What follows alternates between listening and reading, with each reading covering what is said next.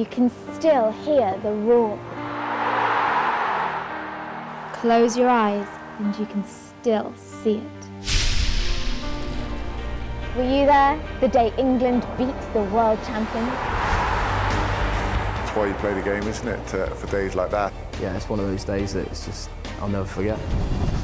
You feel the flamethrowers alongside you, you hear 80,000 people cheer and chant.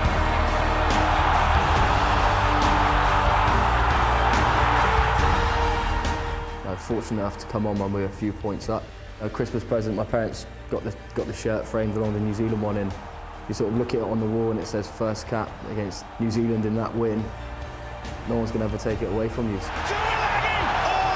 I think you always want more, don't you? You want to go out there and achieve something.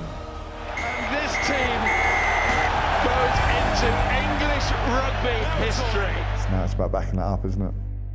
Hello and welcome to O2 Inside Line, where we have all the exclusive content from inside the England camp coming up.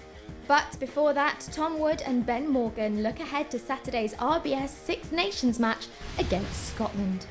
Scotland's tactics are likely to vary from New Zealand's. Here you can see New Zealand attacking and Chris Robshaw getting in over the ball, putting pressure on. James Haskell's up off the line, making a mess, and that's what eventually leads to Manu's intercept. We say we're an untidy defence, so it's not everyone in a pristine line. You're going to have people getting off the line, putting pressure on. It's virtually impossible to stop a drive legally once it's set and once it's moving forward. The way to stop a drive is obviously at source, steal the ball in the first place by good line-out defence.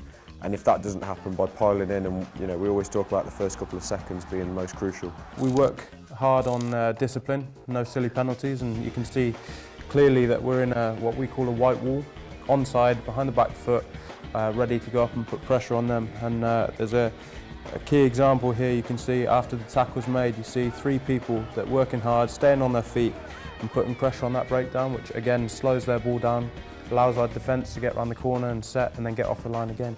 The New Zealand game was a huge positive, but it's only one game.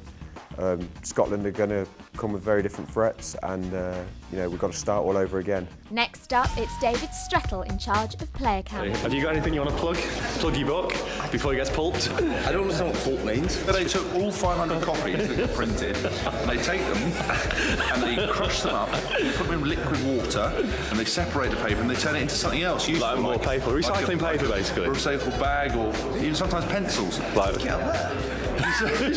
They probably actually made the letter out of one of your books. Not one bit of your banter or your legacy. You did invite me to a barbecue as well. I think we're burning. Ritual burning of Ashley's books. Yeah.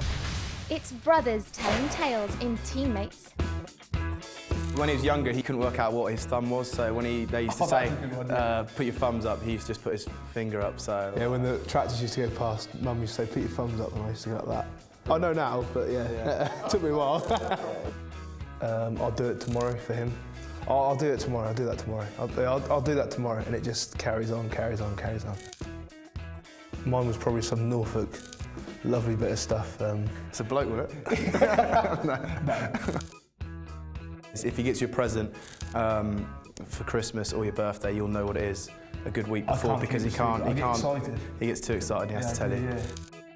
I was about 11. I was doing the 400 metres and I really needed the toilet. Finally my turn anyway at the blocks and ready to go. And it was on your marks and that was it. I couldn't hold any longer. And I wet myself just before the gun went, and I didn't start running until I'd finished. And, which I shouted out in the crowd, then Tom, he just wet himself. Yeah, and then brother then stood up and went, I can't believe he just wet himself. And there was a lot of people there, so. Yeah, mine would probably be breakdancing. I did it between the ages of 6 to 13, so yeah. Well, my old man put his arm around me and said, look son, look, a girl loves a guy who can dance, and he showed me the ropes, so. Well, I can't dance this time. In today's Team Behind the Team, we get technical.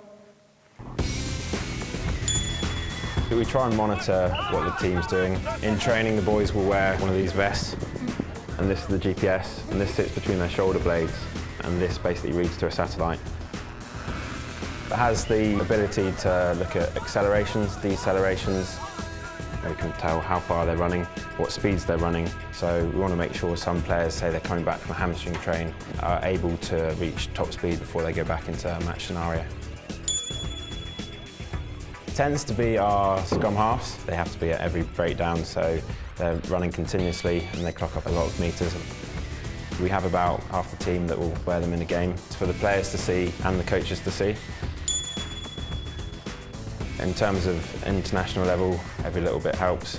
We try and make sure we're judging it right, not working them too hard, not working them too little, so come game time, the balance is right. David Strettle focuses player cam on James Haskell. Nice to be back in camp. Mate, it's a great atmosphere, so competitive.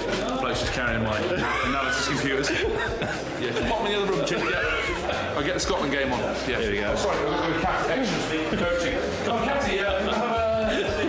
That's all we have time for this week, but we'll be back next week with some more exclusive behind-the-scenes content as we infiltrate the England camp.